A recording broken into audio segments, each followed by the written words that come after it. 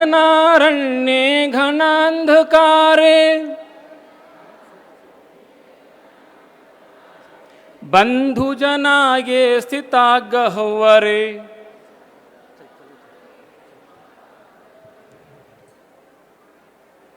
अस्माकम् अतिथयः सम्प्राप्ताः सन्ति। वयम् उत्थाय करतलध्वनिना महोदयानां सर्वेषामपि अतिथीनां हार्दं स्वागतं कुर्मः। सम्प्रति अतिथयः निवेदयन्ते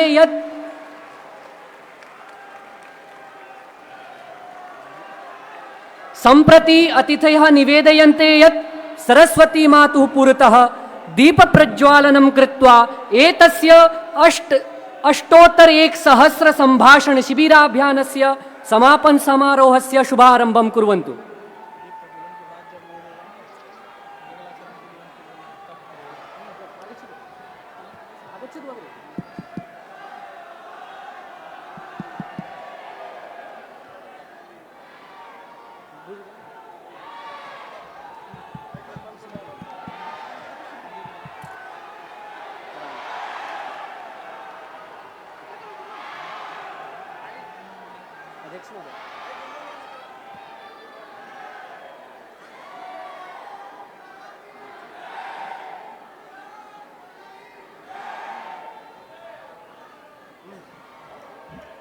हरे ओम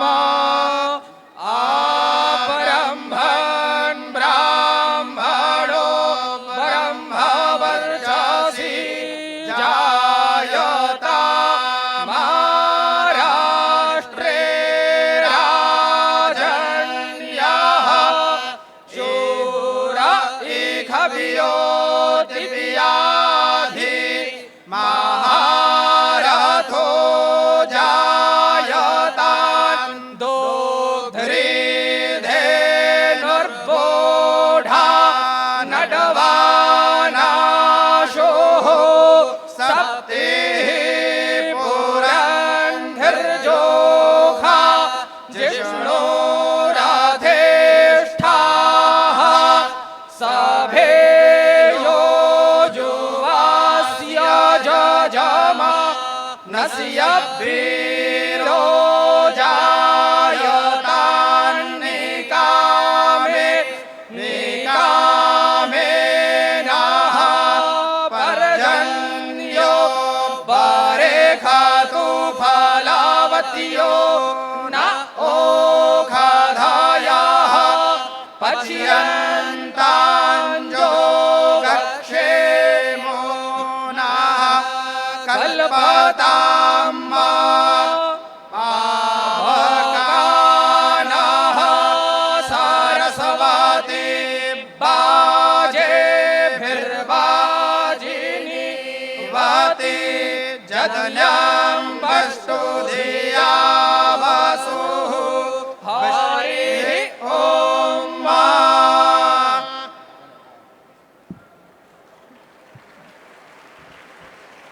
ध्येय मंत्रः पठामि संस्कृतं नित्यं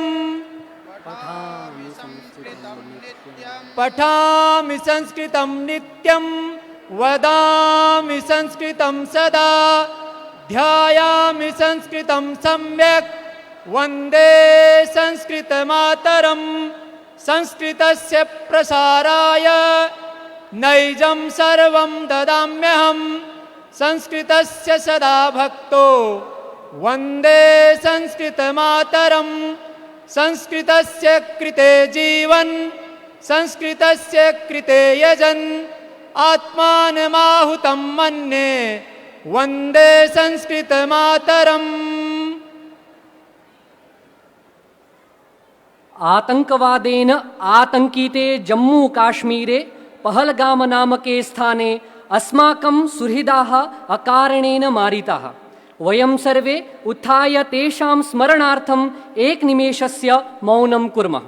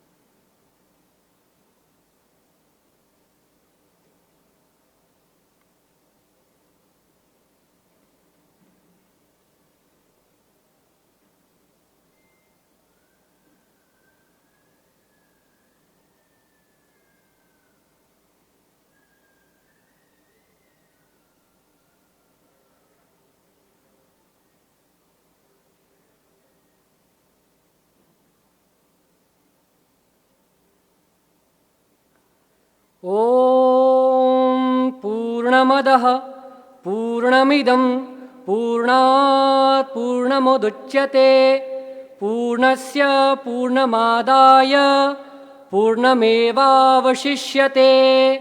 ओम शांति शांति शांतिः।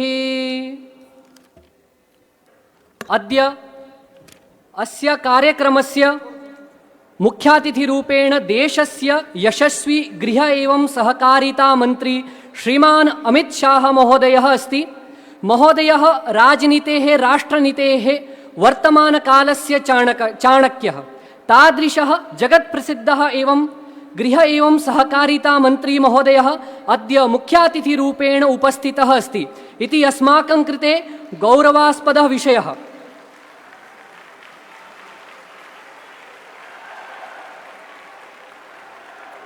देहल्यां 2019तमे वर्षे विश्वसम्मेलने महोदयस्य समयः अस्माभिः प्राप्तः आसीत्। राममन्दिरस्य ऐतिहासिक निर्णयकारणेन महोदयः आगन्तुं न शक्तवान्।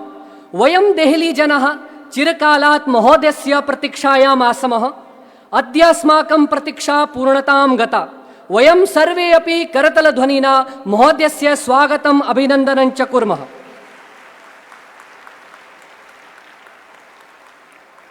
इदानीम् अतिथिपरिचयार्थं स्वागतं च कर्तुं निवेदयामि देहली प्रान्तसहमन्त्रिणं दिनेश यादव महोदयम्।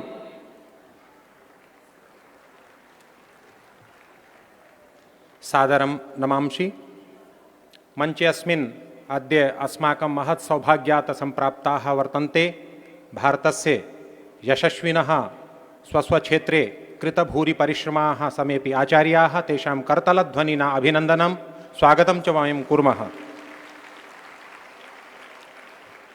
इदानीम् अतिथीनां परिचयवेला। तत्रापि अस्माकं मुख्यातिथिरूपेण सम्प्राप्तः वर्तते भारतस्य यशस्वी गृहमन्त्री, यस्य कार्यकाले कदापि यत् चिन्तनं न जातम् आसीत् तत्सर्वं जायमानम् अस्ति, तादृशः अमित शाह महोदयः। तेषां वयं हार्दं स्वागतम् अभिनन्दनं च व्याहरामः। तेषाम् अभिनन्दनाय अहम् आह्वयामि श्रीमन्तं सतीश लोहिया महोदयं, शशांक गुप्ता महोदयं च। अस्माकं न्यासस्य सदस्यः सतीश लोहिया महोदयः, शशांक गुप्ता महोदयः। अमित शाह महोदयस्य विषये एकः श्लोकः रचितः वर्तते। प्रभायदा हि जायते सुरम्य भारते विभाति भारतीर्दौ सुपुत्र शाह नामकः रिपुश्च कंपते सदा विलोक्य तस्य चोग्रतां स विष्णुगुप्तवच्च लोकते अमितो सुसाहसः। पौनः पुण्येन करतलध्वनिना एतेषां सर्वेषां महानुभावानाम् अभिनन्दनं स्वागतं च वयं कुर्मः। इदानीं विशिष्टातिथिरूपेण अस्माकं मध्ये विराजमाना अस्ति अस्माकं देहली प्रान्तस्य मुख्यमन्त्री श्रीमती रेखा गुप्ता महोदया। तस्याः सम्माननाय अहम् आह्वयामि अस्माकं न्याससदस्यं प्रदीप गौल महोदयं, कार्यक्रमस्य सहसंयोजिकां नीलं गौड महोदयां च।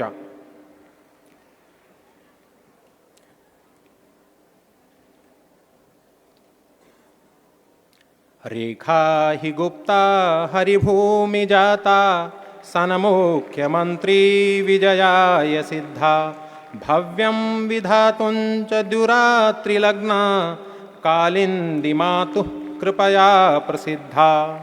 कालिंदी मातुः कृपया प्रसिद्धा।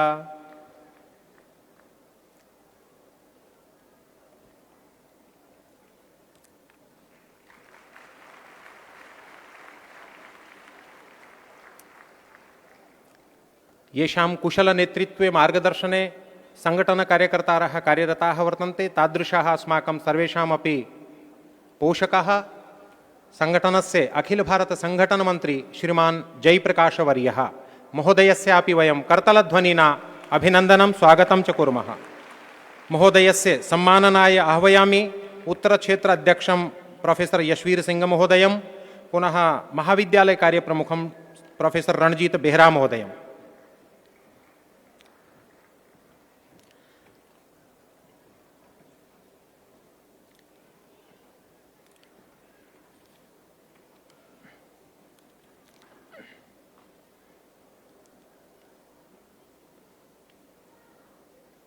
प्रकाशः काशते दिव्यः प्रकाशो जयपूर्वकः भारती संस्कृता वाणी प्रकाशा जयपूर्विका।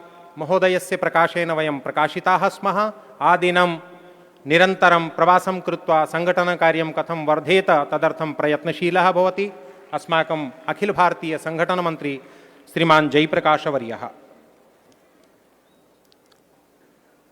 सभायाम् अस्याम् अस्माकं प्रान्तस्य प्रान्ताध्यक्षः डॉक्टर वागीश बीजी महोदयः अपि समुपस्थितः वर्तते। महोदयः जीबी पंत चिकित्सालये सर्जन् अस्ति। महोदयस्यापि वयं करतालध्वनिना स्वागतम् अभिनन्दनं कुर्मः। महोदयस्य स्वागतं कर्तुम् आह्वयामि प्रान्तस्य साहित्यप्रमुखं देवेन्द्रवर्यं, प्रान्तस्य प्रशिक्षणप्रमुखम् आशुतोषमहोदयं च।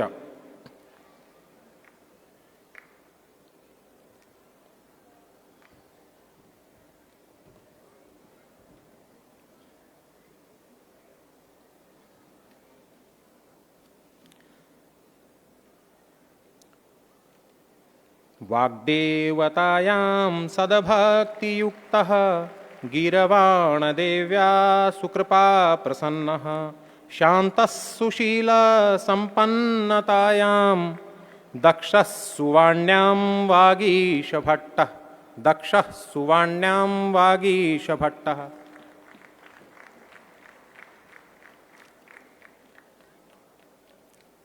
येषां मार्गदर्शने अयं कार्यक्रमः प्रवर्तते।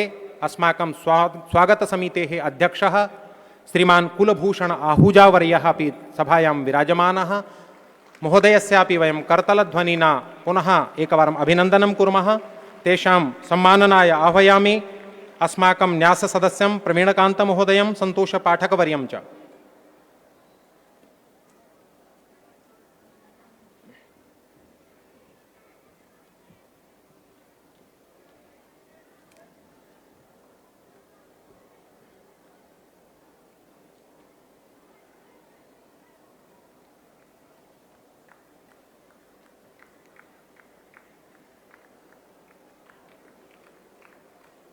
करतलध्वनिना वयमपि सम्माननं कुर्मः। कुलस्य भूषणो देवः आहूजेत्युपनामकः शाल्वालेत्यु अभिधानञ्च सदा संस्कृतिसेवकः। शोल्वाले इति नाम्नापि महोदयः प्रसिद्धः। महोदयस्य वयं वारं वारम् अभिनन्दनं स्वागतं च कुर्मः।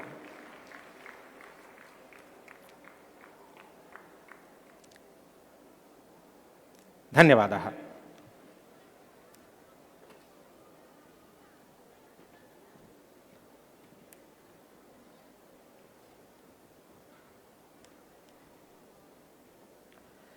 इदानीं संस्कृतभारती देहली प्रान्ताध्यक्षं श्रीमन्तं वागीशमहोदयं स्वागतसम्बोधनाय सादरं प्रार्थयामि।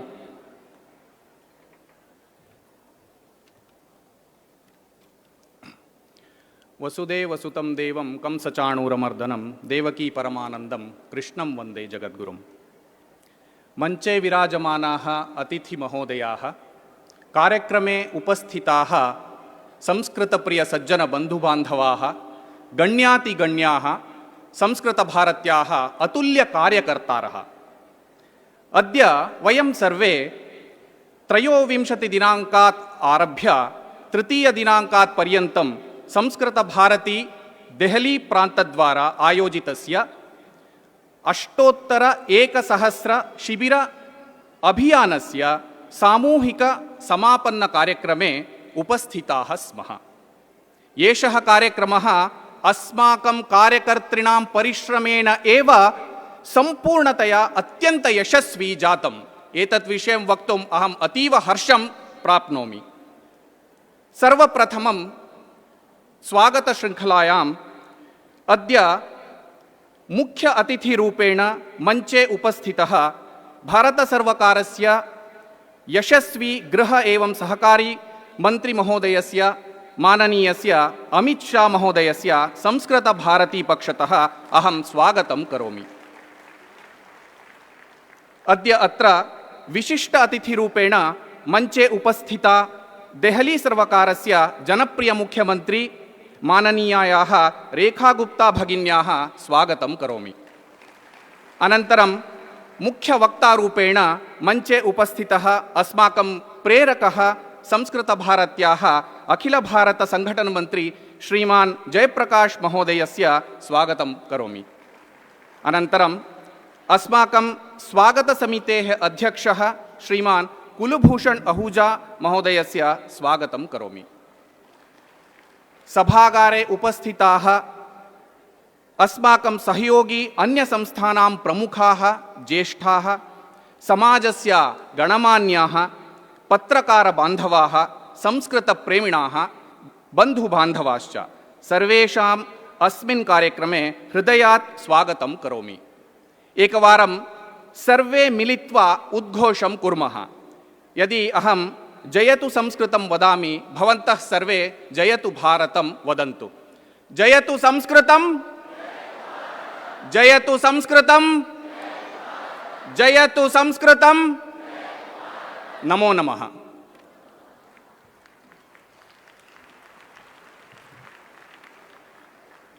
संस्कृतभारती देहली प्रान्तेन स्वीकृतस्य अष्टोत्तरैकसहस्रसंस्कृतसम्भाषणशिबिराभियानस्य प्रतिवेदनाय आह्वयामि अस्य अभियानस्य अभियानसंयोजकं विनायक हेगडे महोदयं कृपया प्रतिवेदनं प्रस्तौतुम् आगच्छतु इति।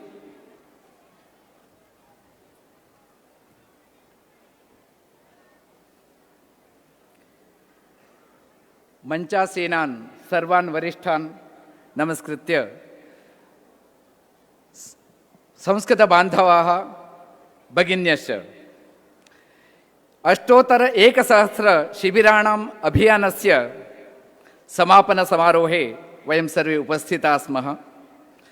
संस्कृतं सर्वेषां, संस्कृतं सर्वत्र इति उद्देश्येन देहल्यां यत् कार्यं स्वीकृतम् अस्माभिः अनेकासां संस्थानां सहयोगेन पुनश्च कार्यकर्तॄणां सहयोगेन विभिन्नमाध्यमेन यत् किञ्चिदपि सहयोगः प्राप्तः सर्वेषामपि परिश्रमः एतस्य पृष्ठतः महान् आसीत्।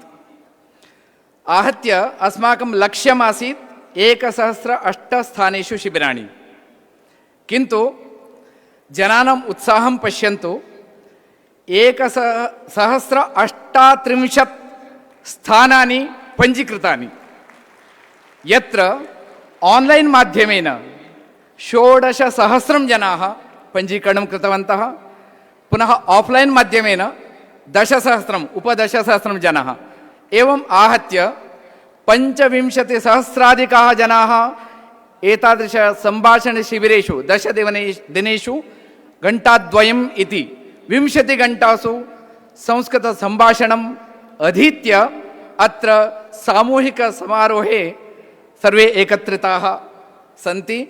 सम्पूर्णदेहल्यां संस्कृतमय वातावरणं जातमस्ति बहुत्र। तत्र सेवाबसति मध्ये अपि शिबिरम् आसीत्, कार्यालयेषु, विश्वविद्यालयेषु, पुनः विभिन्नमन्दिरेषु, सामूहिकभवनेषु एवं कृत्वा बहुत्र शिबिराणाम् आयोजनं जातं। कुत्रचित् 70-80 संख्या अपि आसीत्, कुत्रचित् 10-15 संख्या अपि आसीत्। आहत्य 25,000 जनाः सोत्साहं अत्र भागं गृहीतवन्तः। तेषु आबालवृद्धाः, बालाः, युवकाः, युवत्यः, वृद्धाः, अधिकारिणः। एक विशेषता इत्युक्ते दिल्ली मेट्रो मध्ये अधिकारिणां कृतेपि संस्कृतसम्भाषणशिबिरं प्रवृत्तं। तत्र अधिकारिणः अपि संस्कृतेन सम्भाषणं ज्ञातवन्तः सन्ति।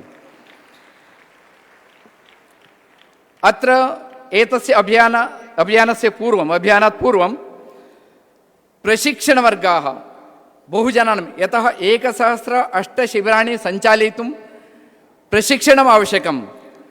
सामान्यविद्यालयेषु ये संस्कृतं पाठयन्ति सर्वे तत्र सम्भाषणं पाठयितुं न समर्थाः। तदर्थं विशेषप्रशिक्षणवर्गाः अपि आयोजिताः। पुनः सह शिक्षकाः अपि योजिताः तत्र विभिन्नप्रान्तेभ्यः अपि केचन शिक्षकाः कार्यकर्तारः आगतवन्तः। एवं क्रमेण सर्वेषामपि महता परिश्रमेण एतत् कार्यं सम्पन्नं। मम सर्वेषु एकं निवेदनमस्ति, यत् कार्यम् अस्माभिः स्वीकृतं, यद् अधीतं, एतत् पश्चात् वयम् एतत् न विस्मरामः। एतस्य अनुवर्तनं फॉलोअप निश्चयेन करिष्यामः। साप्ताहिकमेलनं निश्चयेन आगच्छामः। यत् पठितं यद् अधीतं संस्कृतसम्भाषणम् एतत् अस्माकं जीवने एकम् अङ्गभूतं भवतु इति निवेदनं कृत्वा अहं विरमामि।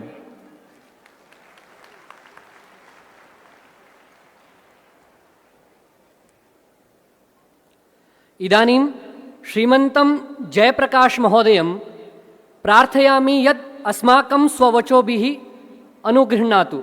श्रीमान् जयप्रकाश महोदय।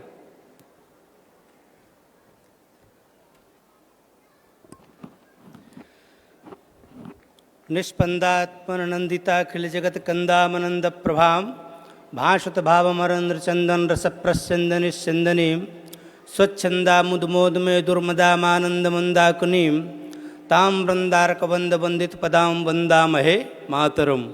पराम्बा भारत माता संस्कृतभारत्याः दिल्लीप्रान्तस्य अष्टोत्तरसहस्र शिबिराणां समापनवेलायां मञ्चे उपविष्टाः अस्य देशस्य गृहमन्त्रीमान्याः अमितशाह महोदयाः, अस्य राज्यस्य मुख्यमन्त्री रेखा महोदयाः, अस्य प्रान्तस्य प्रान्ताध्यक्षाः वागीश महोदयाः, अपि च अस्य कार्यक्रमस्य स्वागतसमितेः अध्यक्षाः झण्डेवाला मन्दिरसमितेः महामन्त्रिणः कुलभूषण आहूजा महोदयाः, उपमञ्चं विराजमानाः विभिन्नेभ्यः संस्थाप्रमुखाः, विभिन्नेभ्यः स्थानेभ्यः नगरेभ्यः आगताः समाजसेवकाः, सर्वेषां कृते प्रणम्य भवतां कृते यदा उक्तमासीत् प्रारम्भे कि अस्माकं प्रतीक्षा तु बहुकालात् चलति स्म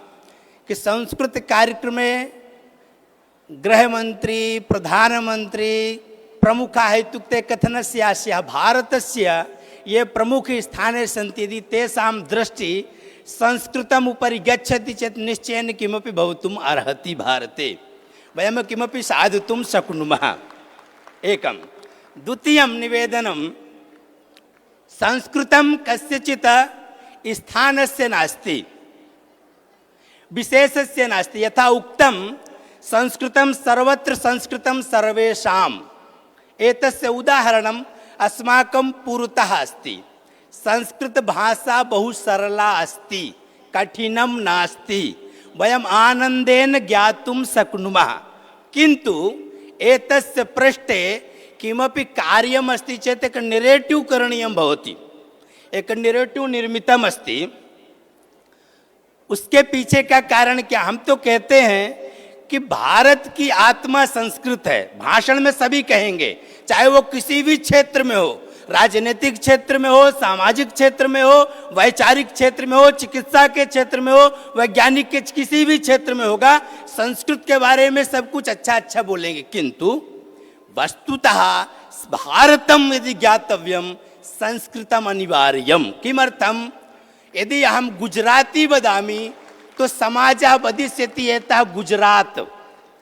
यदि अहम हिंदी वदामि तो ऐसा मध्य प्रदेश, उत्तर प्रदेश।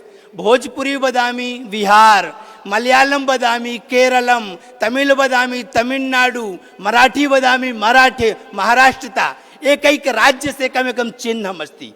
भारतीय भाषाणाम् अस्ति, किन्तु सर्वासां भाषाणां पोषिका संस्कृतम् अस्ति। कारणं किं? संस्कृतस्य उपरि चिह्नं नास्ति। संस्कृतं भारतीयानां भाषा अस्ति, भारतस्य भाषा अस्ति। एकं। किन्तु इदानीं समये केवल अस्मिन् हॉल मध्ये जनाः न सन्ति।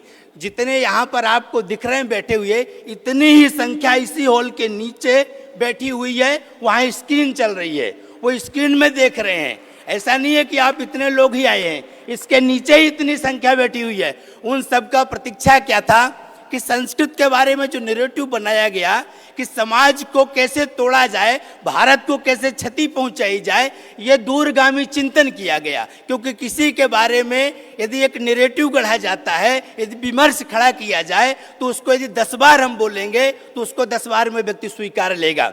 व्यक्ति अच्छा नहीं है, अच्छा नहीं है, अच्छा नहीं है, तो अपने आप धारणा बन जाएगी वो अच्छा नहीं है, चाहे हम उससे मिलें और चाहे ना मिलें। इसी तरह क्या हुआ कि भारत पर बहुत से आक्रमण हुए, समय समय पर हुए, किंतु कोई भारत के ऊपर दीर्घकाल तक एक दीर्घकालीन शासक नहीं रहा। कहीं कोई इधर आक्रमण किया तो कहीं शिवाजी खड़े हो गए, कहीं किसी ने आक्रमण किया तो राणा प्रताप खड़े हो गए। कहने का मतलब कहीं न कहीं वीर वीरांगनाएं खड़े होते गए अपनी अस्मिता और अधिष्ठान को बचाने के लिए। किंतु उसके बाद भी कुछ लोगों ने सोचा कि भारत को यदि नष्ट करना है तो क्या करना चाहिए। बोले यदि नष्ट करना है तो इनकी आत्मा को तोड़ो, यानी संस्कृति यद अस्ति संस्कृति सर्वदा तरलम भवति, पानी जैसे होती है संस्कृति, उसको पानी को रखने के लिए पात्र की आवश्यकता होती है। आप सामने वाले से कहेंगे मुझे पानी चाहिए, तो वो आपको पानी नहीं देगा, वो आपको गिलास देगा, बोतल देगा, बाल्टी देगा, कुछ ना कुछ उसमें रख के पानी देगा, क्योंकि वो तरल है, बह जाएगा। तो भारत की संस्कृति को बचाने के लिए संस्कृत जैसा पात्र जरूरी है। शास्त्रस्थ प्रतिष्ठेदे संस्कृतम संस्कृतिस तथा। तो कुछ लोगों ने, हमारे ही विरोधियों ने चिंतन किया कि इसके यदि पात्र को तोड़ देंगे तो भारत की संस्कृति अपने आप नष्ट होगी। बहुत सा प्रयत्न किया, पात्र तोड़ा कैसे जाए, तो भारत में आकर के उसके बारे में अध्ययन भी किया, चिंतन भी किया। अंत में ये कह दिया गया कि एक ऐसा नैरेटिव बनाइए, तो नैरेटिव खड़ा किया गया संस्कृतम कठिनम, संस्कृतम वर्ग विशेष, संस्कृतम स्थान विशेष, संस्कृतम बदामा चेत अशुद्धम बदामा चेत पाप भविष्यति। यदि गलत बोलेंगे तो पाप लगेगा। तो हमारे तो लोग बहुत ज़्यादा जुड़े होते हैं अपने धर्म से, उनने कहा हम इससे अच्छा बोलेंगे ही नहीं, तो उन्हें बोलना ही बंद कर दिया। कहने का मतलब कि यदि संस्कृतम सर्वत्र अस्ति, संस्कृतम सर्वेषाम अस्ति, प्रत्येक शिक्षा क्षेत्रे विभिन्न संस्थासु संस्कृतम यदि अस्ति, सर्वेषाम लोगो तो भवति किंतु आचरणम संस्कृतेन न भवति। वयम यदा संस्कृतज्ञा नाम निर्माणम कुर्मः, हम सब मिल करके यहाँ पर जो बताया 25,000 लोगों ने संभाषण शिविर में भाग लिया। संस्कृत भारती का काम आज भारत में 658 जिलों में है। 58 अधिक 60 देशेषु जनपदेषु संस्कृत भारती अस्ति। भारत के बाहर 28 देशों में संस्कृत भारती का कार्य चल रहा है। संस्कृत भारती के कार्यकर्ता वो संस्कृत पढ़ के आते हैं ऐसा नहीं है, संस्कृत अनुरागी, संस्कृत प्रेमी, संस्कृत अभिमानी आइए, हम संस्कृत बोलना उसे 10 दिन में सिखाते हैं। भाषा यदि आ जाएगी तो शास्त्र में जो कुछ निहित है वो बाहर आ जाएगा। नहीं तो सिर्फ हम अपने विज्ञान, बाहर प्रदर्शनी लगी हुई है, फिजिक्स, बॉटनी, मेडिसिन, साइंस सब में संस्कृत बोलते हैं, किंतु भाषण में या आचरण में तो हम सबको मिल करके इसको आगे लाना पड़ेगा। तो इसका अनुवर्तन जो विनायक जी ने कहा कि सबको अनुवर्तन की आवश्यकता है, और जिस जिस क्षेत्र में हम संस्कृत ला सकते हैं, संस्कृत के उसमें चिंतन कर सकते हैं, संस्कृत में हम उसका क्या, संस्कृत और फिजिक्स संस्कृत या बॉटनी संस्कृत या मेडिसिन संस्कृत या विधि, इनका भी तत्व कर सकते हैं। हम विधि का उदाहरण दें या मेडिसिन का उदाहरण दें, हम बात तो चरक सुश्रुत की कर देंगे, धर्मदंड की बात कर देंगे, लेकिन जो शास्त्रों में निहित है उसको क्या बताएंगे। तो बाहर निकालने का काम एक लघु कथा थी। एक ज्योतिषाचार्य थे, उनके पास में एक सज्जन गए, बोले आपकी परीक्षा ले लेते। उनने मुट्ठी पे बता, बोले इसमें क्या रखा है। आचार्य ने उत्तर दिया, बोले इसमें कोई जीव है आपके। बोले जीव कौन सा है, कलर क्या उसका, वर्ण क्या है। उनने बताया कि भाई सफेद है, काला है, जो भी उत्तर दिया सही निकला। उनने तीसरा प्रश्न किया, बताइए ये जीवित है या मरा है। ज्योतिषाचार्य चिंतित पड़ गए, बोले यदि मैं कहता हूं ये जीवित है तो मुट्ठी मसल देगा, वो मर जाएगा, मेरी वाणी असत्य हो जाएगी। यदि मैंने कहा कि जीवित है या मैंने कहा मृत है, मुट्ठी खोल देगा, उड़ जाएगा, मेरी वाणी असत्य हो जाएगी। तो उन्होंने कहा इसका जीवन तुम्हारे हाथ में है। तो संस्कृतस्य जीवनम भारतीया नाम हस्ते अस्ति। यदि वयम इच्छामः तो बहु किमपि साधितुं शक्नुमः, यदि न इच्छामः किमपि कर्तुं न शक्नुमः। अहम तो केवलम नाम्ना मुख्य वक्ता हम अद्य नास्मि, अस्माकं प्रतीक्षा बहुकालात् आसीत्। कि अस्माकं मंचे भारतस्य प्रमुखाः केचन आगच्छेयुः। देहल्यां विश्व सम्मेलनं जातम, दिल्ली में विश्व सम्मेलन किया 19 में। वहाँ पर हमें अमित जी का समय भी मिल गया। वो 21 देशों से लोग आए थे, उसमें 12,000 संख्या थी। 4 दिन तक वो रुके दिल्ली में आकर के। लेकिन उसी दिन हमारे सौभाग्य का विषय कि राम मंदिर का निर्णय आया सुबह 9 बजे, और राम अपने कार्यक्रम का उद्घाटन भी सुबह 9 बजे। इस कारण से अमित जी उस कार्यक्रम में नहीं पहुंच पाए। चलिए, वो भी अच्छा कार्य हुआ, किंतु वहाँ तो 21 देशों से लोग आए थे उस कार्यक्रम में। लेकिन राम मंदिर के उद्घाटन से सब प्रसन्न हो गए कि प्रतिनिधित्व अमित जी वहां कर रहे हैं। लेकिन दिल्ली प्रांत के कार्यकर्ताओं ने सोचा कि क्यों ना हम यहीं पर 1000 लोगों का 1000 स्थानों पर संभाषण शिविर करके अमित जी को आमंत्रण दे कि अमित जी आइए, और संस्कृत का जो ये शक्ति है, संगठने यत् संस्कृतम अस्ति भवन्तः पश्यन्तु, संस्कृत अनुरागीणाम, संस्कृत प्रेमीणाम, संस्कृताभिमानीनाम न्यूनता नास्ति, वयं सर्वे मिलित्वा बहु किमपि साधितुं शक्नुमः। तो यदि भवतां सर्वेषां सहयोगः। अंतिमं वाक्यम, संस्कृत भारती के कुछ कार्यकर्ता माननीय प्रधानमंत्री जी से मिलने गए। प्रधानमंत्री जी तो सभी संगठनों के कार्य के बारे में जानते हैं, अमित जी भी जानते हैं, क्योंकि संगठन की जिम्मेदारी में भी रहे, अखिल भारतीय अध्यक्ष रहे, तो स्वाभाविक है बैठकों में सभी का व्रत सुनना, जानना, और भी कार्यकर्ता जाके व्रत निवेदन करते ही हैं कि ऐसा चल रहा है। उन्होंने पूछा आपके आयाम कितने हैं, आपके कार्य विभाग कितने हैं, कैसा काम चल रहा है, कितने स्थानों पर है, क्या है। उन्होंने मोदी जी ने कहा मेरा एक परामर्श है आपको, आप लोग सुभाषित भी घर घर पहुंचाइए, सबके मुख में संस्कृत के सुभाषित होने चाहिए। उनका जो अर्थ है, तत्व है, वो निकल करके समाज यदि स्वीकारेगा तो हो सकता है उनके बालकों पर भी वो संस्कार आ जाएंगे। संस्कृत भारती के कार्यकर्ताओं ने चिंतन किया। संस्कृत भारती का प्रकाशन वर्तमान में 350 प्रकाशन है, संस्कृत भारती के सभी स्तर का प्रकाशन है। आप उस प्रकाशन को देख सकते हैं, पढ़ सकते हैं। 1 लाख से ज़्यादा स्थानों पर उसकी संभाषण पत्रिका जाती है, जो कि मात्र भारत के अंदर एक ध्वनि पत्रिका है। बाकी पत्रिकाएं तो आप पढ़ेंगे, उस पत्रिका को पढ़ भी सकते हैं, सुन भी सकते हैं। आप सुनते रहिए, पढ़ते रहिए, मतलब संस्कृत में ही ध्वनि पत्रिका है वो भी 28 देशों में जाती है। इस तरह से तो सुभाषित किसने बनाया? तो इसी तरह के संभाषण शिविर में भाग लेने वाले बंधु IIT, IIM भारत के कुछ संस्थानों को मिला करके एक संभाषण शिविर चलाया गया। उस संभाषण शिविर में भाग लेने वाले बंधुओं ने एक सुभाषित प्रतिदिन बोलना ये निश्चय किया, और वह सुभाषित पुस्तक निकाल करके समाज को दी गई। वही पुस्तक मैंने अभी अमित जी के हाथ पे दी कि ये मोदी जी के कथनानुसार संभाषण शिविर के छात्रों के द्वारा बनाई गई पुस्तक है।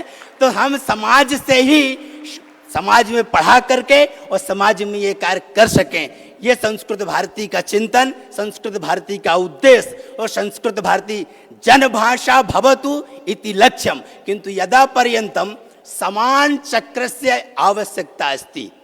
समानता, जितना अधिकार सरकार का है उतना ही अधिकार समाज का है। यदि सरकार ने कुछ सहयोग किया तो समाज को भी उतना ही सहयोग करना पड़ेगा कि उनकी योजनाओं को हम मिल करके साथ में लें और आगे बढ़ें। तो हम सब का अर्धम अर्धम, यानी 50% समाज का 50% सरकार का, इस तरह से मेरा निवेदन है कि आप भी 50% के रूप में चिंतन करें और जो है समाज भी 50% के रूप में चिंतन करे। ये दोनों चिंतन मिलकर सत्स्वरूप हो जाएंगे। इतना कहते हुए अपनी वाणी को विराम देता हूं। जय तु संस्कृतम, जय तु भारतम।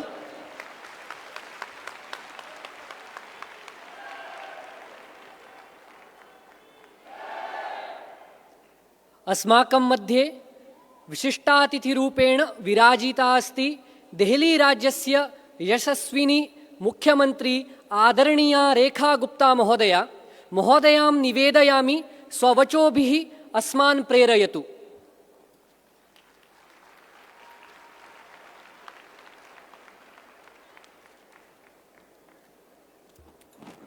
उपस्थित सभी महानुभावों को, सभी भाइयों को, सभी बहनों को, आदरणीय बंधुवरों को मेरा बहुत बहुत प्रणाम। और मंच पे उपस्थित इस कार्यक्रम के मुख्य अतिथि, हम सबके मार्गदर्शक, भारत सरकार में केंद्रीय गृह मंत्री परम आदरणीय अमित शाह जी की उपस्थिति को मैं प्रणाम करती हूँ।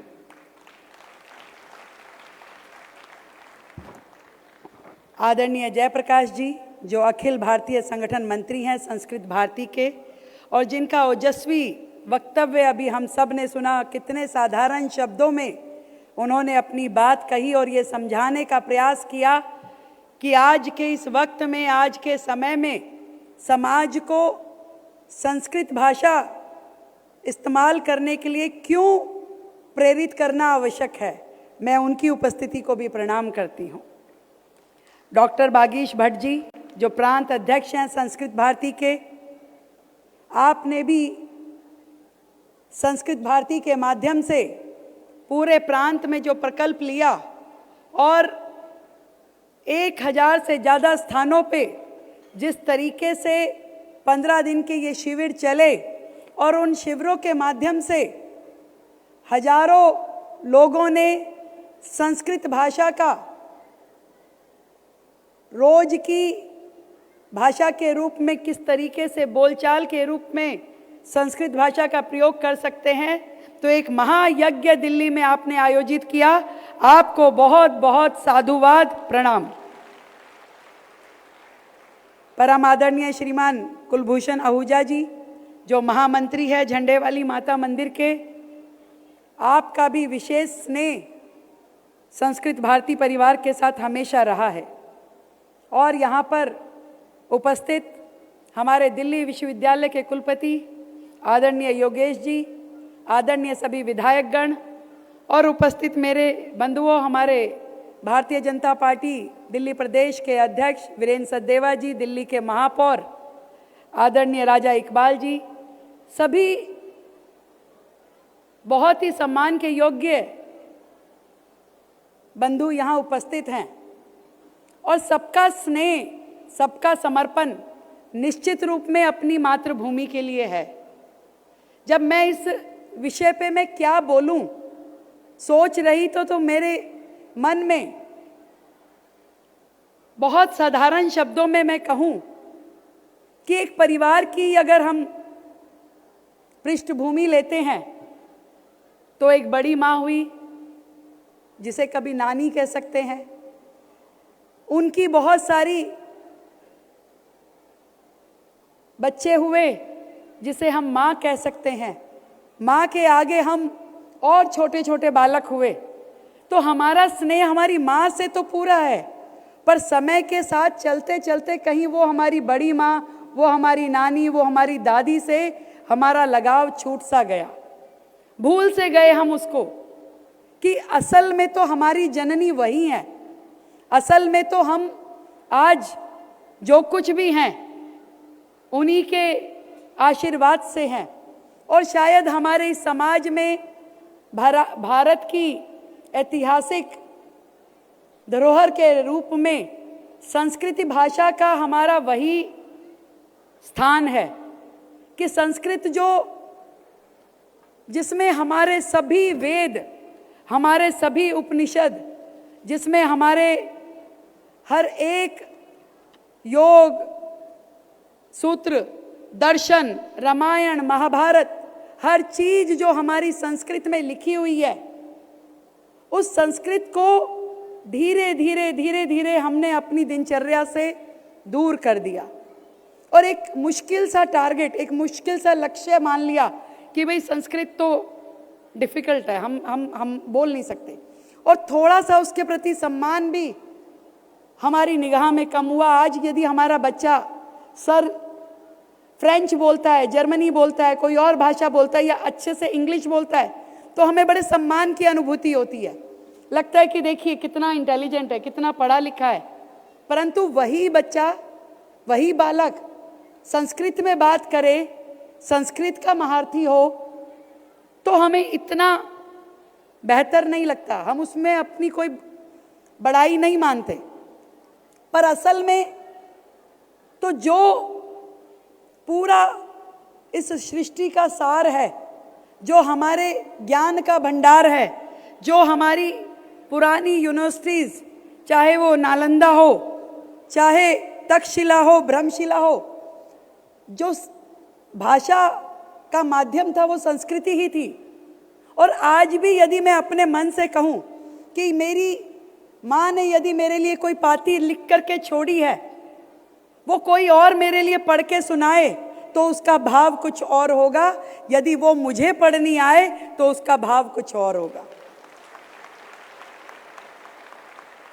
तो जो पूरे भारत का इतिहास गौरव जिस भाषा में लिखा गया है, हमारी संस्कृति जिस भाषा में दर्ज है, जो पूरे के पूरे विश्व में 60 से ज़्यादा यूनिवर्सिटीज़ में पढ़ाई जाती है, और जब मैं और उसके बारे में खोज रही थी तो मैंने देखा कि नासा तक के वैज्ञानिकों ने उस पर शोध पत्र लिखा और उसे एक वैज्ञानिक भाषा का दर्जा दिया कि इसमें कोडिंग हो सकती है, कमांड हो सकता है, और संस्कृत एक वैज्ञानिक भाषा है। और उससे भी अधिक ये एक बहुत ही आज के युग में यदि मैं उपयोगिता समझती हूँ, लोग कहते हैं भी क्या करना है हमें, तो जब जो सबसे कंप्यूटर फ्रेंडली लैंग्वेज है वो संस्कृत है, उसका आधार वैज्ञानिक है। और हमारे देश में जितनी भाषाएं आज हम बोलचाल में इस्तेमाल करते हैं, बिल्कुल सही कहा जयप्रकाश जी ने कि हर प्रांत ने अपनी अपनी भाषा तो अपना ली, उसको मातृभाषा के रूप में बोल दिया, परंतु सही मायने में जो हमारे मातृभाषा है वो है तो संस्कृत ही। जो हिंदी, बंगाली, मराठी, सिंधी, पंजाबी, नेपाली, तेलुगु, कन्नड़, मलयालम, ये सभी भाषाएं संस्कृत की शाखाएं हैं। और आज के इस युग में हम अपनी धरोहर को रख के भूल जाएं, उसे याद ना करें, तो इससे ज़्यादा हम अज्ञानी और क्या होंगे। इस धरोहर से देश चल रहा है, विश्व चल रहा है, विज्ञान चल रहा है, टेक्नोलॉजी नई नई आ रही है। आज विश्वगुरु यदि भारत को बनना है तो संस्कृत के माध्यम से हमें और ज्ञान को प्राप्त करना पड़ेगा और इस रास्ते पे चलना पड़ेगा। मुझे खुशी है दिल्ली सरकार जो संस्कृत के लिए काम कर रही है, हमारी इस बहुत ही सुंदर भाषा के लिए दिल्ली सरकार के स्कूलों में लगभग 750 पीजीटी शिक्षक हैं और 3,250 टीजीटी शिक्षक हैं जो संस्कृत पढ़ा रहे हैं हमारे स्कूलों में। और हर वर्ष हम लोग लगभग 10 करोड़ का ग्रांट विशेष रूप से संस्कृत के शिक्षण के लिए देते हैं। और संस्कृत दिल्ली सरकार के स्कूलों के माध्यम से जन जन तक पहुँचे, नई पौध का इसमें पूरा इंटरेस्ट रहे, इसके लिए हमने संस्कृत अकादमी बना करके अलग अलग समाज के साथ मिल करके संस्कृत के प्रचार प्रसार के लिए काम करें, उसके लिए भी हमने करोड़ों रुपए का फंड रखा है। और अभी जो ये सारे शिविर हुए, इसमें भी दिल्ली सरकार और संस्कृत भारती ने मिल करके काम किया, और जिसमें आपने जो शिविर लगाए 1008 शिविर जो लगे, उसमें हमारी संस्कृत अकादमी ने मिल करके पूरा काम किया और 11,000 से ज़्यादा प्रतिभागियों ने इसमें शामिल हुए और 900 स्थानों पे ये कार्यक्रम आयोजित किए गए। और संस्कृत अकादमी जो है 1887 से दिल्ली सरकार की यूनिट बन करके काम कर रही है। मैं आज इस मंच के माध्यम से जब और ज़्यादा सोचती हूँ तो अपनी जिम्मेवारी को अधिक तरीके से मैं संस्कृत भाषा के प्रति अपनी जिम्मेदारी को निभाते हुए दिल्ली सरकार के माध्यम से इसका उत्थान हो सके, जन जन तक ये पहुँचे, बच्चों में इसके महत्व को हम बता सकें, शिक्षकों को अच्छी सुविधाएं दे सकें, और दिल्ली जो देश की राजधानी है उसमें संस्कृत का एक बहुत ही गहन अध्ययन, रिसर्च और माध्यम बने ये नई नई टेक्नोलॉजीज में उपयोग करने के लिए, इसके लिए सरकार जरूर प्रयास करेगी। एक अद्भुत भाषा संस्कृत। मुझे खुशी है कि मैं अभी सर से पूछ रही थी कि सर आपने संस्कृत जरूर पढ़ी होगी, तो उन्होंने कहा कि मैं तो धारा प्रवाह बोल भी सकता हूँ। तो मैं तो डरती हूँ। मैं जब शपथ ले रही थी सर मुख्यमंत्री की, तो बड़ा संस्कृत भारती से निवेदन था कि भी संस्कृत में लीजिए। रात तक मैंने विचार बनाया कि संस्कृत में लूँगी, कई बार पढ़ा भी उसे, फिर लगा कि कोई गलती हो गई तो भाई वो क्या मुख्यमंत्री जी ने पहली अपनी शपथ में ही गलती कर दी, ऐसा सोच के मैंने संस्कृत में नहीं पढ़ा। माफ़ी मांग ली कि मैं इस बार हिंदी में पढ़ती हूँ, कोई और मौका आया तो जरूर मंच से संस्कृत में अपना प्रणाम दूंगी। पर मन से अपनी इस देव लिपि का मैं बहुत सम्मान करती हूँ और चाहूँगी कि इस धरोहर को हम आगे बढ़ाएं, जन जन तक पहुँचाएं और सबके मन में इसके लिए स्थान बढ़े, ऐसा हमारा प्रयास रहेगा। आप सभी को बहुत बहुत साधुवाद, बहुत बधाई इस पूरे शिविर के लिए, इतनी बड़ी संख्या में यहाँ आने के लिए और अपने देश की संस्कृति को सम्मान देने के लिए। बहुत बहुत धन्यवाद।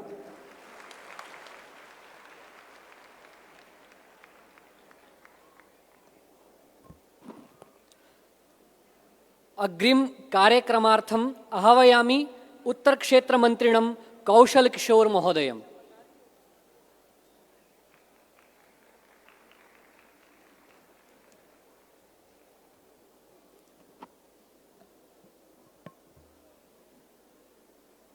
वंदे संस्कृत मातरम, वंदे भारत मातरम, नमः सभायै। इदानीं मुख्यमंत्री महोदया उक्तवती कि मैंने बहुत अभ्यास किया और संस्कृत में शपथ ग्रहण नहीं किया, इसका खेद है। किंतु एतस्याः एव विधानमंडले 9 जनाः संस्कृतेन शपथग्रहणं कृतवन्तः। एतस्मिन् ऐतिहासिके कार्यक्रमे अयमपि एकः ऐतिहासिकः कार्यक्रमः। एते 9 जनाः नवरत्नरूपेण देहल्यां संस्कृतकार्याय संकल्पबद्धाः सन्ति। इदानीं वयं जानीमः भारते तथा च देहली राज्ये भारतनिष्ठः, भारतीनिष्ठः, संस्कृतनिष्ठश्च सर्वकारः अस्ति। अस्माकं गौरवविषयः। देहल्यां मतदानपरिणामः आगतः। तस्मिन् एव रात्रौ अस्माकं कार्यकर्तारः रचनां कृत्वा 100% विधायकानां गृहं गत्वा निवेदितवन्तः संस्कृतेन शपथग्रहणं कर्तुं। 100% विधायकों के घर जाके हमारे कार्यकर्ताओं ने संस्कृत में शपथ ग्रहण के लिए आग्रह किया था। वो किसी भी दल के हों, किसी भी पार्टी से हों, सर्वेषां 100% जनानां पूर्ण सहमति, पूर्ण सम्माननं संस्कृतस्य कृते आसीत्। अतः संस्कृतं सर्वेषां, संस्कृतं सर्वत्र। संस्कृत भारती संघटनम् एतेषां 9 विधायकानां स्वागतं कृत्वा धन्यताम् अनुभवति। संस्कृत भारती संघटनस्य एतद् मूल दायित्वं, मूल कार्यम् अपि अस्ति। संस्कृते शपथं कृत्वा दिल्ल्यां वैभवदर्शनं मानन्तु संस्कृतस्यैव कुर्वत् संस्कृत भारती, कुर्वत् संस्कृत भारती। वस्तुतः यह सम्मान व्यक्ति विशेष का नहीं है, अपितु संस्कृत का ही सम्मान है। अहम विधायकानां सम्मान क्रमे अस्माकं महनीय अतिथि महोदयं देशस्य गृह सहकारिता मंत्री महोदयं निवेदयामि। तस्मिन् क्रमे सर्वप्रथमं कर्नैल सिंह महोदयं निवेदयामि, कृपया मंचम् आगच्छतु। इंद्रप्रस्थस्य सिंहोऽयं कर्नैलेति संगितः, क्षेत्रं सकूरवस्ती च गीर्वाण्या ध्वजवाहकः। एतादृशः अस्माकं कर्नैल सिंह महोदयः, गृहमंत्री महोदयम्, अन्य अतिथिं च निवेदयामि यद एतेषां स्वागतं क्रियताम्। एषः महोदयः सर्वदा संस्कृत कार्यार्थं, धर्म कार्यार्थं, सनातन कार्यार्थं सर्वदा कटिबद्धः भवति। एतेषां वारं वारं अग्रिमं भगिनी नीलम पहलवान महोदय, कृपया मंचम् आगच्छतु। नीलमश्चंद्रप्रस्थे भोः पहलवानोपनामिका श्रीयुता संस्कृता देवी वदनं चाभिनंदनम वंदनं चाभिनंदनम। नीलम भगिनी महोदया। एतदनन्तरं श्री गजेंद्र सिंह यादव महोदयः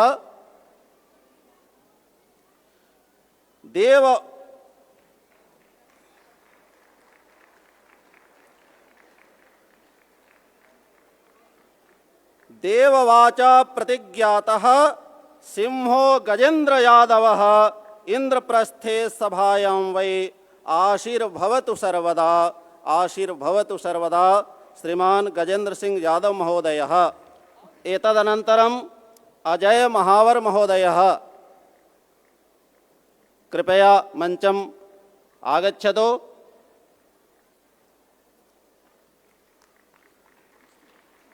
अजय महावर महोदयः देहल्याः घोंडा क्षेत्रस्य विधायकः। महावरो जय श्रीमान घोंडा क्षेत्र विधायकः संस्कृतं शपथं कृत्वा गौरवाह्लादपूरितः एतादृशः अजय महावर महोदयः। जितेंद्र महाजन महोदयः अत्र उपस्थितः अस्ति। एतदनन्तरं जितेंद्र महाजन महोदयः रोहतास विधानसभायाः विधायकः, बहुवारं विजयं प्राप्तवान्। महोदयं निवेदयामि मंचम् आगच्छतु। महाजनो जितेन्द्रोऽयं रोहतास विधायकः शुभं च मंगलकार्यं कर्तुमुद्यते मुदा। एतादृशः जितेन्द्र महाजन महोदयः। एतेषु सर्वेषु विधायकेषु मम सादरं निवेदनमस्ति। संस्कृत में शपथ ग्रहण करने वाले सभी विधायकों से सादर प्रार्थना निवेदन है, हम और आप मिलके इस इंद्रप्रस्थ को संस्कृतमय इंद्रप्रस्थ बनाएंगे। बहुत बहुत धन्यवाद। जयतु संस्कृतम, जयतु भारतम। धन्यवादः।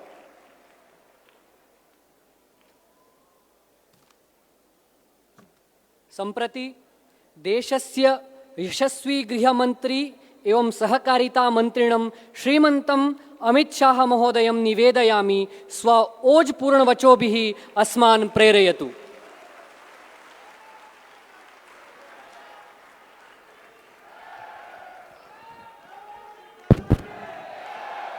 मेरे साथ बोलिए, भारत माता की। क्यों भाई आवाज ऐसी हो गई है, जरा जोर से बोलना चाहिए। मेरे साथ प्रचंड आवाज से बोलिए, भारत माता की। मंच पर उपस्थित दिल्ली की सम्माननीय मुख्यमंत्री बहन रेखा गुप्ता जी, प्रांत अध्यक्ष संस्कृत भारती डॉक्टर वागीश भट्ट जी, श्रीमान जयप्रकाश जी, अखिल भारतीय संगठन मंत्री संस्कृत भारती, श्री कुलभूषण आहूजा जी हमारे वरिष्ठ अधिकारी है और कई सारे देवस्थानों के साथ जुड़कर समाज सेवा के काम में लगे हैं। और आज रविवार के दिन दोपहर का समय निकालकर संस्कृत भारती के कार्यक्रम में आए हुए सभी संस्कृत प्रेमियों को मेरा प्रणाम, नमस्कार। सबसे पहले मैं संस्कृत भारती को बहुत बहुत साधुवाद देना चाहता हूं, क्योंकि दिल्ली शहर में 1008 संस्कृत संभाषण शिविरों का आयोजन करना वो अपने आप में एक साहसिक काम है और इसकी पूर्ति कर रविवार की दोपहर को कार्यक्रम दिल्ली में करना वो और साहसिक बात है। इसलिए मैं संस्कृत भारती को बहुत बहुत साधुवाद देना चाहता हूं। मित्रों, आज यहां पर कई सारे ऐसे लोग भी उपस्थित हैं जिन्होंने इस संभाषण शिविरों में हिस्सा लिया है। मुझे विश्वास है इसमें कई लोगों ने पहली बार संस्कृत को बोलने का प्रयास किया होगा और मेरे स्व अनुभव के आधार पर मैं कहना चाहता हूं, जब आप संस्कृत में बात करते हैं, संस्कृत में बोलते हैं, धीरे धीरे संस्कृत में सोचना शुरू करेंगे, तब आपको लगेगा कि ये आवाज मेरे गले से नहीं, मेरी आत्मा से निकल रही है। जयप्रकाश जी थोड़ी चिंता कर रहे थे कि कई सालों की गुलामी में संस्कृत को क्षति पहुंचाने का प्रयास किया गया। जयप्रकाश जी, संस्कृत के हास की शुरुआत गुलामी के कालखंड के पहले हुई। ईस्वीसन पूर्व 300 से संस्कृत के हास की शुरुआत हुई और मैं संस्कृत भारती के सभी कार्यकर्ताओं को कहना चाहता हूं, जिस चीज को यहां तक गिरते गिरते 2300 साल हुए हैं, इसको उठाने में भी समय लगेगा। बहुत धैर्यपूर्वक काम करना पड़ेगा। जो आपने बीड़ा उठाया है वो लंबे समय तक करेगा, मगर ये निश्चित है कि अब संस्कृत उत्थान के अनुकूल वातावरण इस देश में उपलब्ध है। चाहे सरकार हो, चाहे जनता हो, चाहे सोच हो, वो संस्कृत और संस्कृति के उत्थान के लिए कटिबद्ध है, वचनबद्ध है और परिणाम लाने के लिए भी वचनबद्ध है। इसलिए निश्चित रूप से इसकी गति भी बढ़ेगी और काम भी आगे बढ़ेगा। भाइयों बहनों, संस्कृत एक प्रकार से भारत की आस्था है, हमारी परंपरा है, ये सत्य है, नित्य है, सनातन है। इसके साथ साथ ज्ञान और ज्ञान की ज्योति दोनों एक प्रकार से संस्कृत में ही समाहित है। और रेखाबेन ने ठीक ही कहा, भारत के अधिकतर भाषाओं की मां संस्कृत है, संस्कृत उसकी जननी। और इसलिए संस्कृत को आगे बढ़ाने का काम ये न केवल संस्कृत का प्रचार है, भारत के उत्थान के काम के साथ अपने आप जुड़ा है। और संस्कृत के प्रचार और प्रसार और उत्थान के लिए लगे हुए सभी कार्यकर्ताओं को मैं प्रणाम कर कर कहना चाहता हूं कि जिस दिन आपने काम का तय किया, काम करने का तय किया, उस दिन आपने ज्ञान के भंडार को भारत के लिए उपलब्ध कराना और न केवल भारत, समग्र विश्व को अनेक प्रकार के ज्ञान के भंडार से आप परिचित कराते हो। क्योंकि मुझे पूरा विश्वास है, मैं मेरे अभ्यास के आधार पर कह सकता हूं, अनेक विषयों में हजारों साल से जो मंथन हुआ, चिंतन हुआ, जो उसका अमृत निकला, वो अमृत संस्कृत में ही संग्रहित कर कर यहां पर रखा गया है।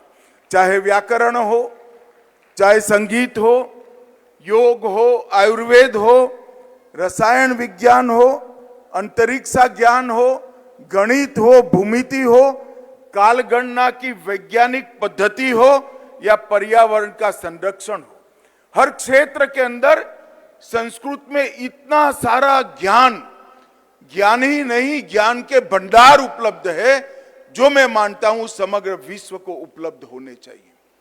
और हम ज्ञान की पेटेंट करने वाले देशों में से नहीं हैं। ज्ञान पर किसी का नाम नहीं होता है, और हमारे वेद और उपनिषद, उसमें कहीं पर भी रचयिता का नाम नहीं है। वो ईश्वर ने दिए हैं और सबके लिए उपलब्ध है। इसी तरह से संस्कृत के अंदर वेद, उपनिषद, सुभाषित और अनेक प्रकार की पांडुलिपियों में जो ज्ञान है, ये पूरी दुनिया के लिए उपलब्ध होना चाहिए। और संस्कृत भारती जो काम कर रही है, वो ज्ञान के इस पिटारे को दुनिया को उपलब्ध कराने की दिशा में पहला कदम है।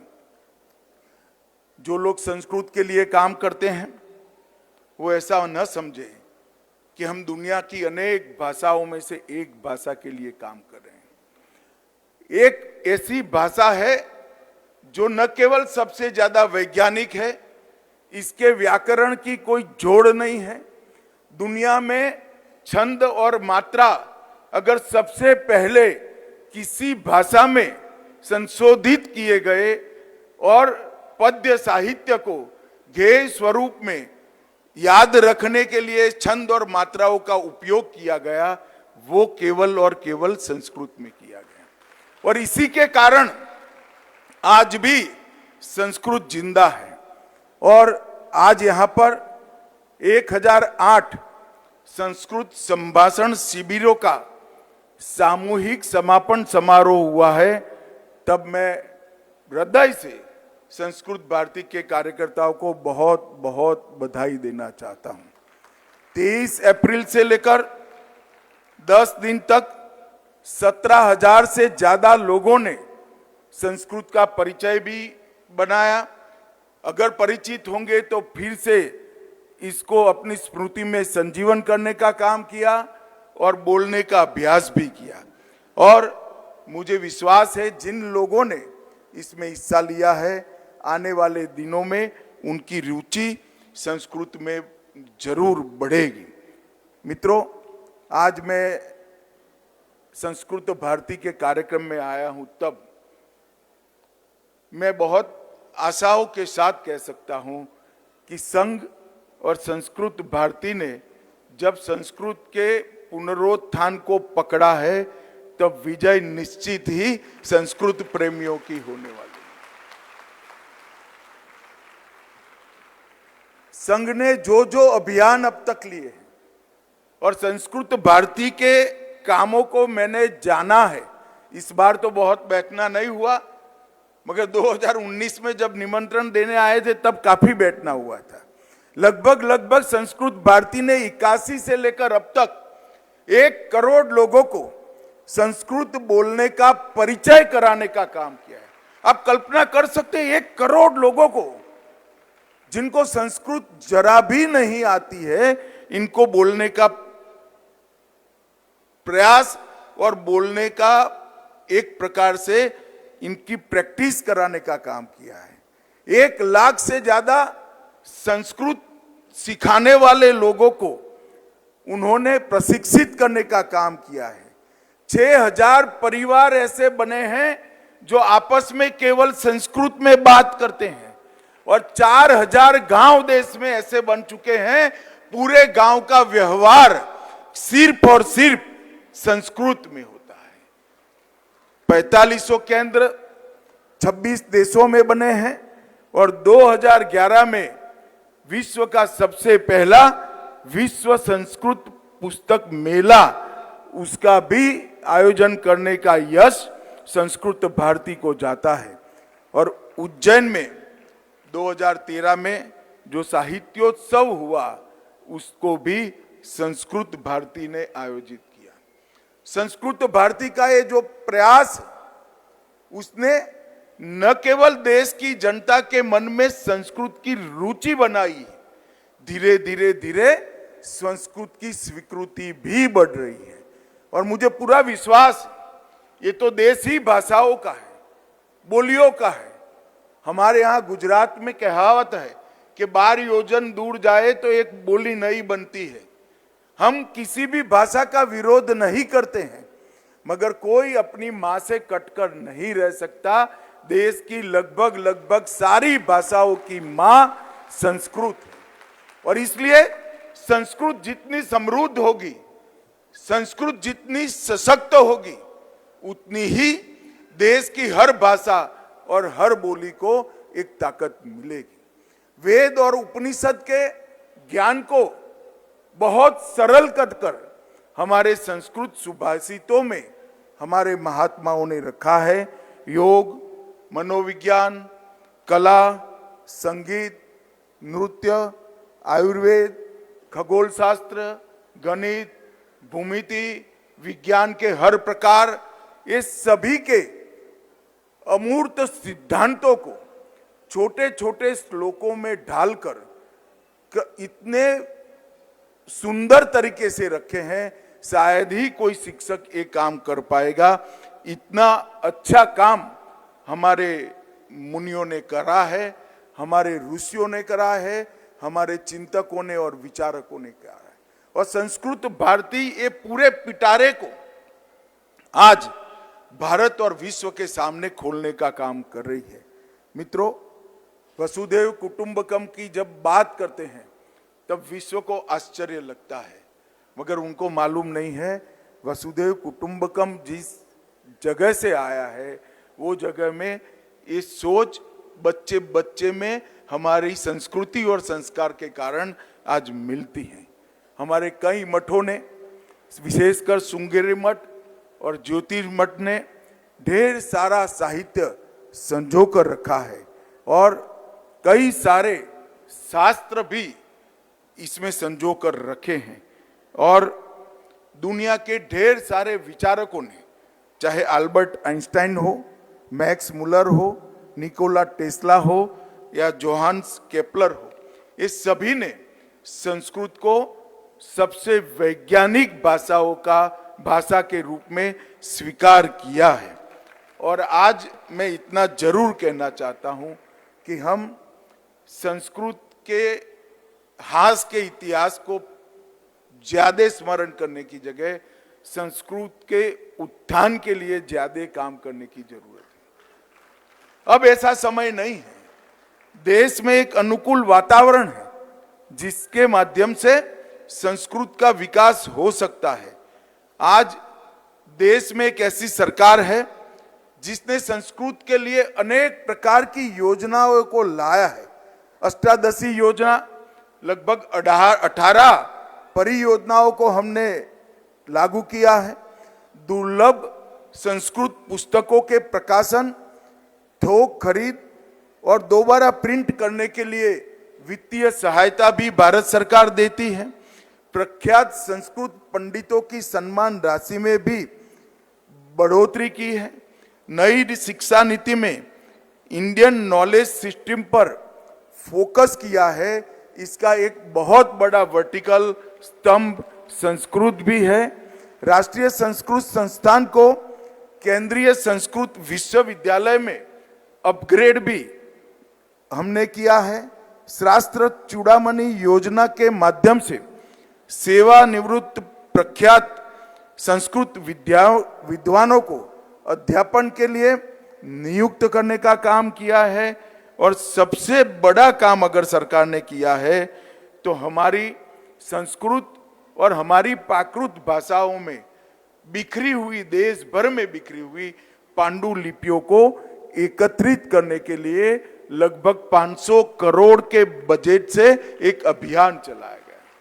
और मुझे विश्वास है कि जब पांडुलिपियां एकत्रित होगी, वो जिस भाषा में है, संस्कृत और हमारी प्राकृत भाषाओं में पड़ी है, इनके विद्वान जब इसका सरल अर्थ आज की भाषा में करेंगे, इसके संरक्षण और संवर्धन की वैज्ञानिक व्यवस्था प्रस्तापित होगी, उस वक्त दुनिया के लिए अद्भुत ज्ञान का खजाना खुलने वाला है।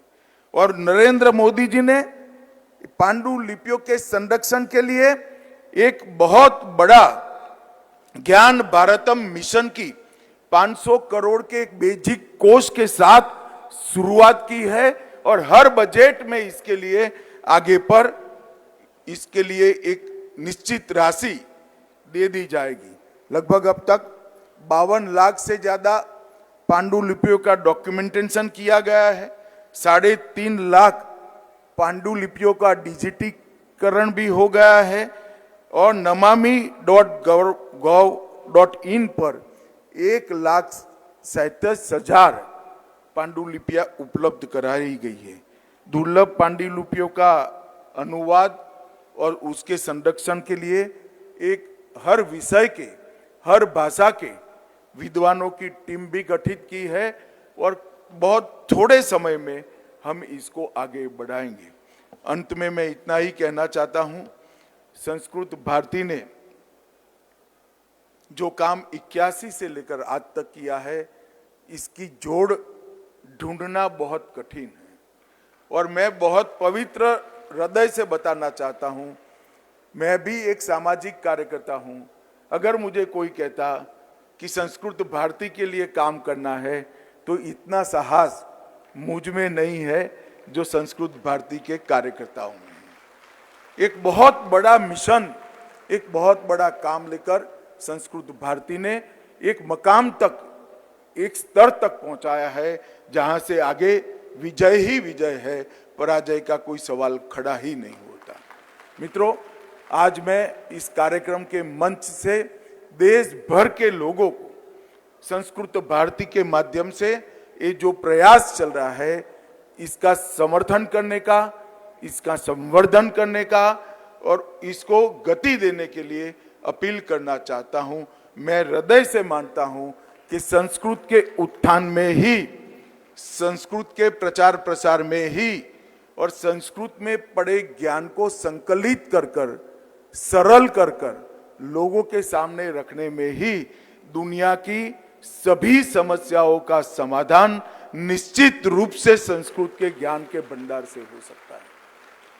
और मैं ये कोई ऐसे कार्यक्रम में भाषण करने नहीं आया हूं, मेरे मन के मनोभाव अभिव्यक्त करने के लिए आया हूं। मैं फिर से एक बार संस्कृत भारती के काम करने वाले सभी कार्यकर्ताओं को और संस्कृत के लिए काम करने वाले सभी विद्वत जनों को बहुत बहुत प्रणाम कर कर मेरी वाणी को विराम देता हूं। वंदे मातरम।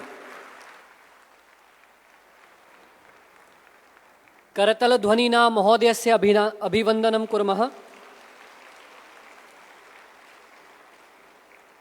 इदानीं श्रीमन्तं कुलभूषण आहूजा महोदयं निवेदयामि यत् अतिथीनां धन्यवाद ज्ञापनार्थम् आगच्छतु इति।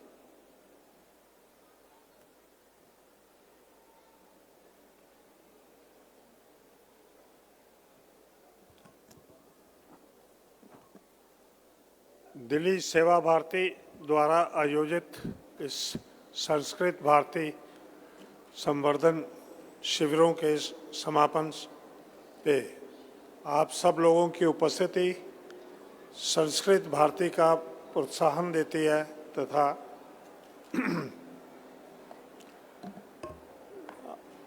और इस दिल्ली के इस मौसम के अंदर आपकी सहभागिता सराहनीय है।